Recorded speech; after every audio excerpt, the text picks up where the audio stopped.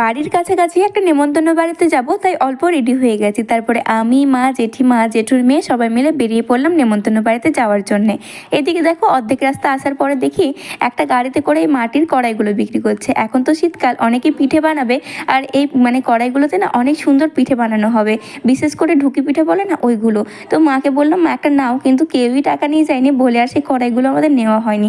তারপরে তো নেমন্তন্ন বাড়িতে চলে গেলাম। তো এদিকে সবাই খেতে ব্যস্ত, আর আমার দিদি আমাকে একটুখানি ভিডিও করে দিচ্ছিল। আমার পাতটা দেখছো পুরো ভর্তি হয়ে গেছে, যদিও বা আমি কিছু নষ্ট করিনি, সব আস্তে আস্তে খেয়ে নিয়েছিলাম। আমার জন্য মারা ওয়েট করছিল।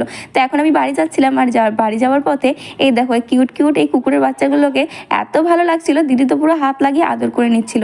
এদিকে দেখো বাড়িতে চলে এসেছিলাম। তারপরে রাত্রের জন্য মা বললো রুটি করে নিতে, আর মার তো শরীর খারাপ, তার জন্য রুটির দায়িত্বটা আজকে আমাকেই দিয়েছে। আর রুটিটা দেখে আজকে ভালোই ফুলেছে।